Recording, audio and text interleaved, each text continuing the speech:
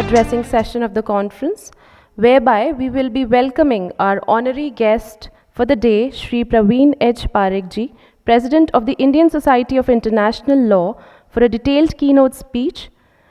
His extensive industry experience promises a wealth of knowledge as he shares valuable insights that will shape our understanding for the legal landscape. Let us acknowledge and celebrate Mr. P.H.Parekh's exemplary leadership and profound impact on the global stage.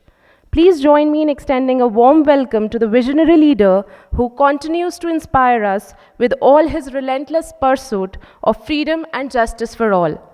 To welcome, sir, let me call upon stage the Director of Clickaway Creators, Mr. Pradeep Tyagi. Can we have a huge round of applause for Mr. P.H.Parekh, the President of Indian Society of International Law. Can we have a huge round of applause, everyone, to welcome sir.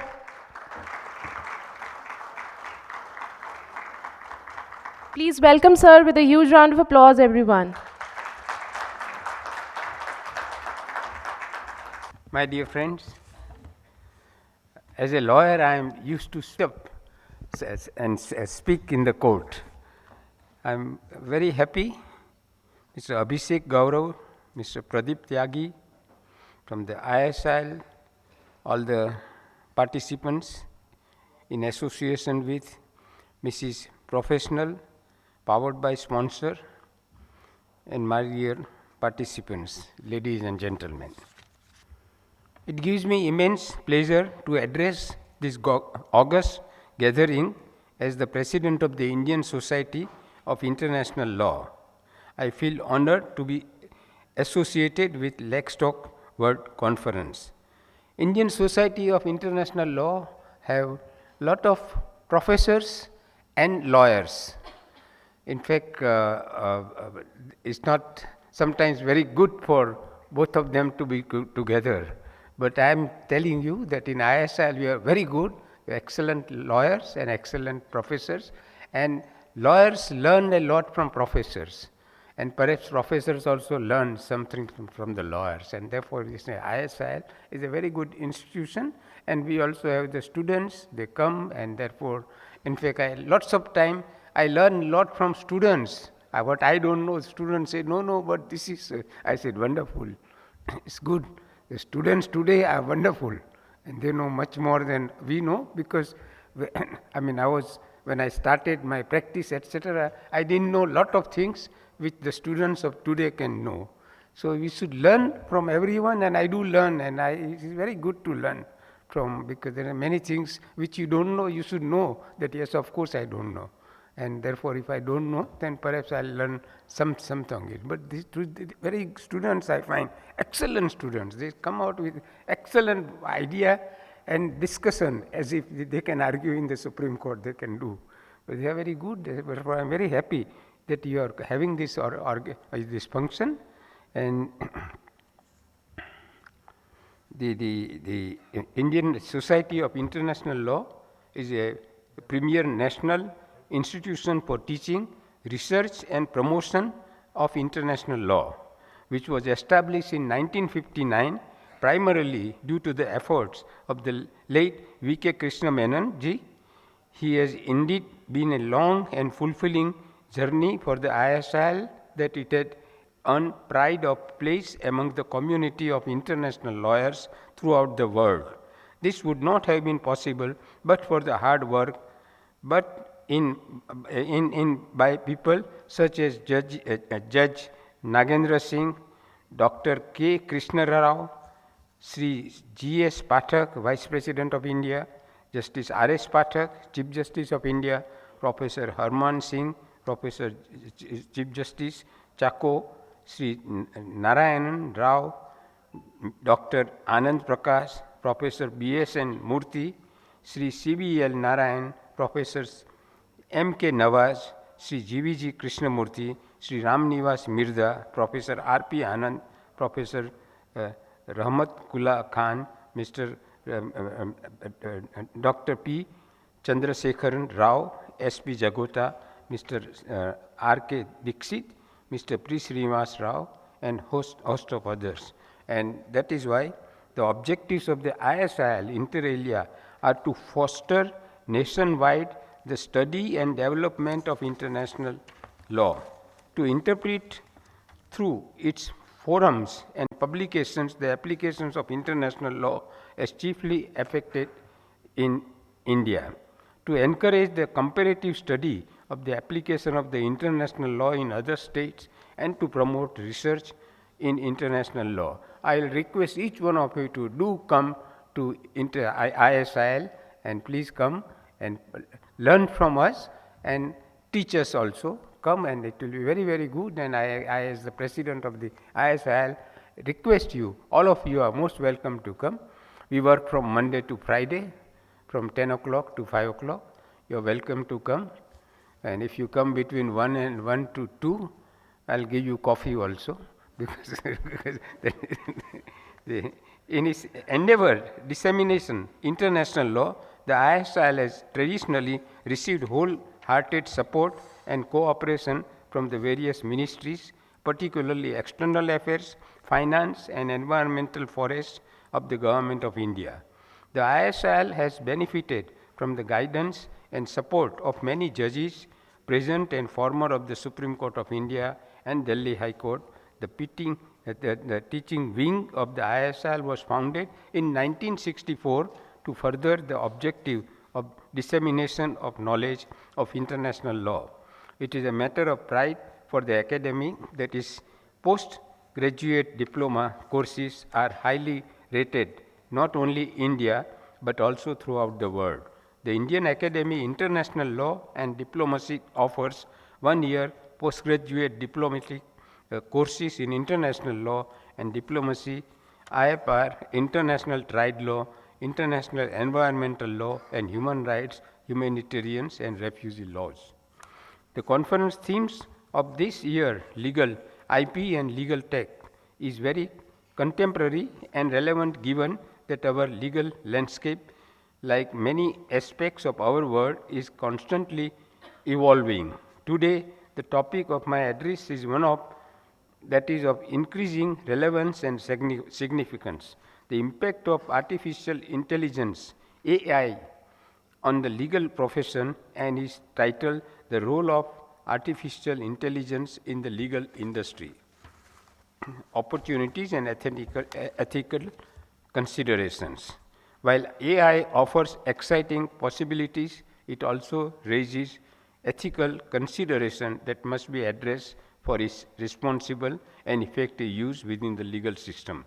I would like to draw your attention to the topic that is not only relevant but also shaping to the future of our esteemed profession: the impact of artificial intelligence, AI, on the legal landscape. Living in a world driven by constant technological advancements, the legal field cannot remain immune.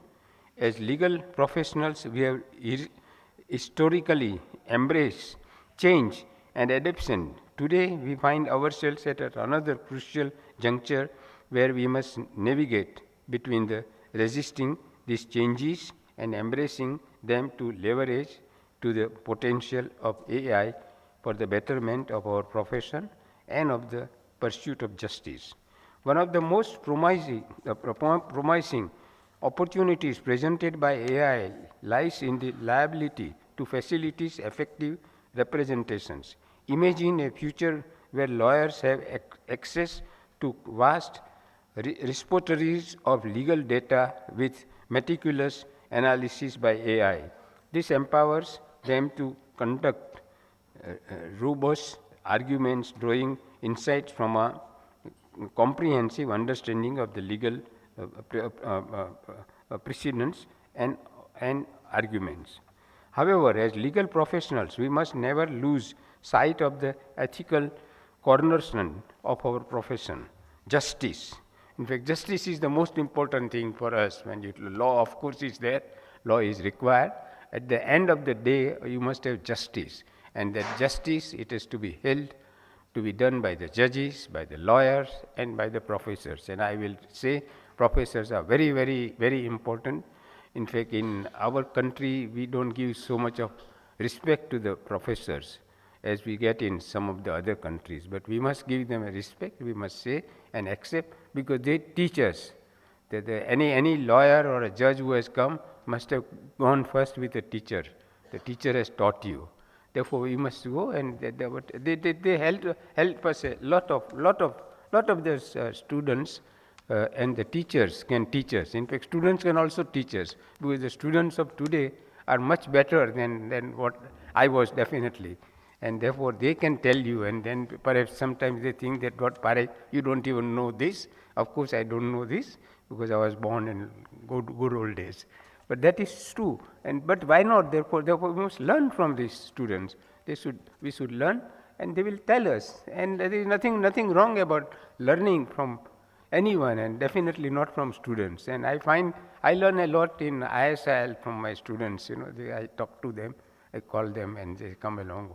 What are you doing, etc. And they also feel happy, but they don't know that I've come to them as my teacher, and it is good. And it is good, because it's always good, as long as any human being thinks that I know everything, that is the end of him.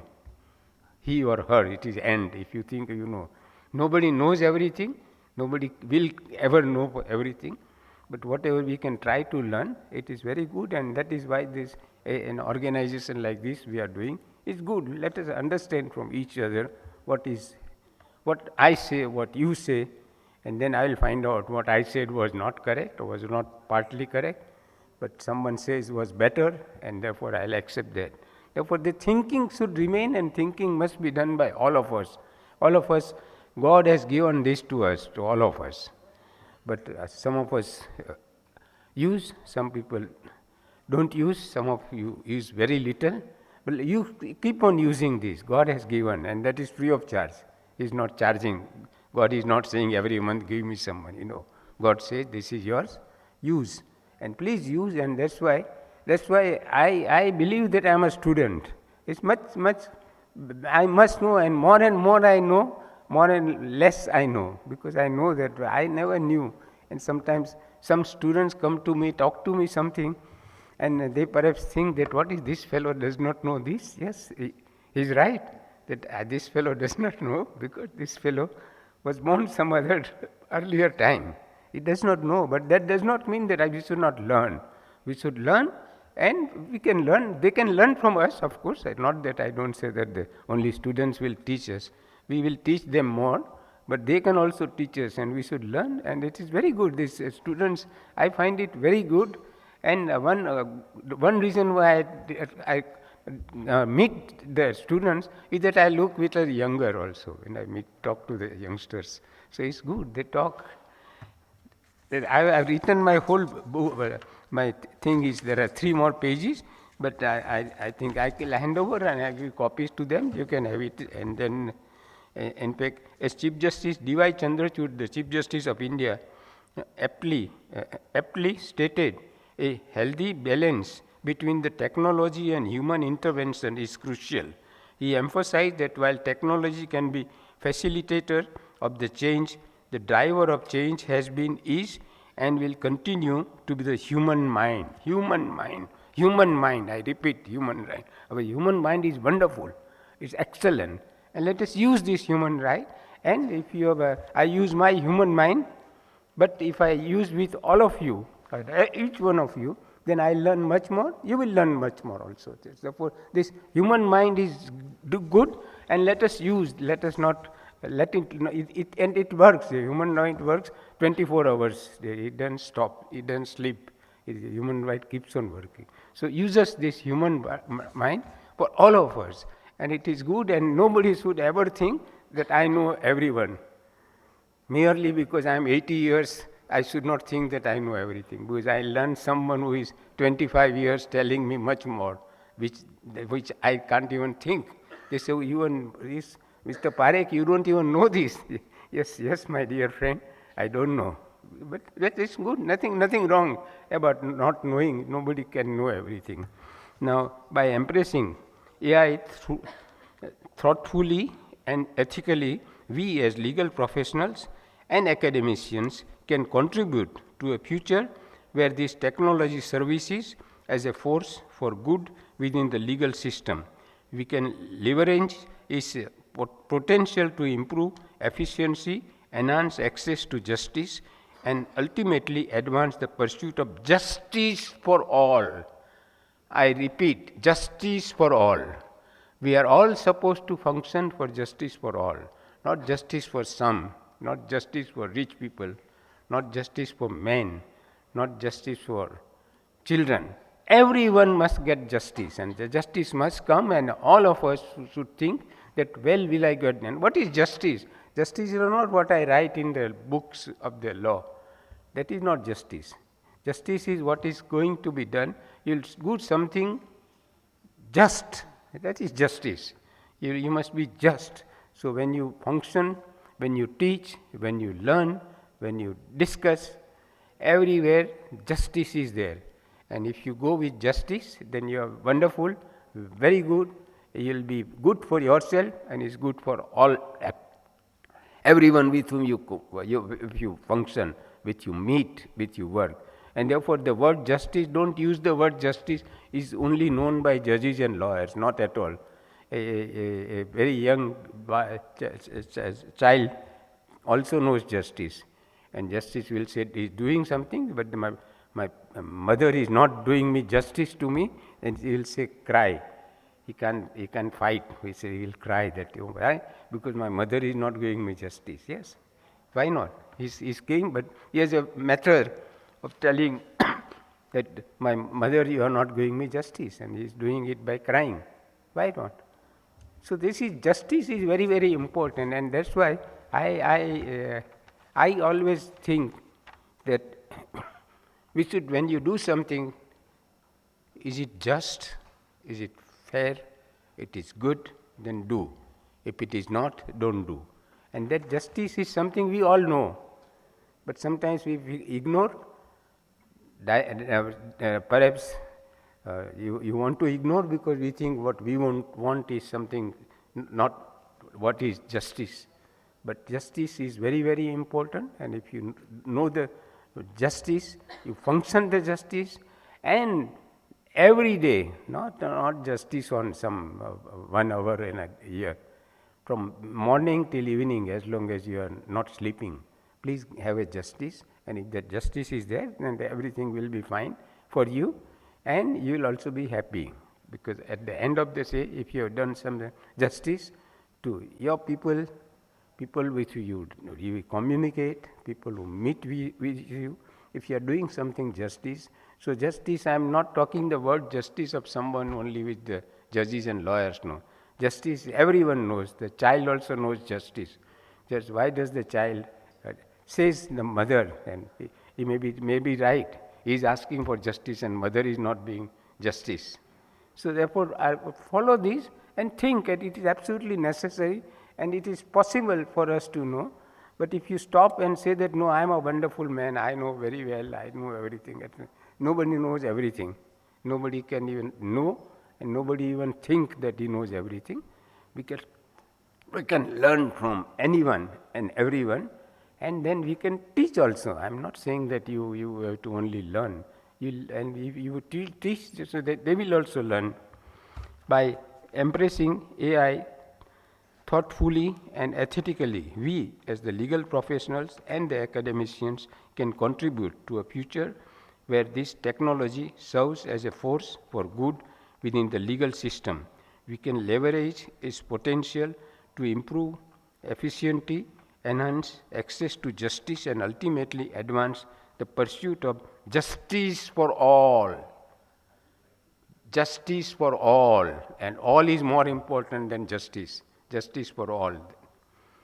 Let us approach this transformative era with open minds, critical thinking, and commitment to upholding the highest ethical standards as we navigate this exciting yet challenging new chapter in the legal of the profession. I am leaving to go Ghaziabad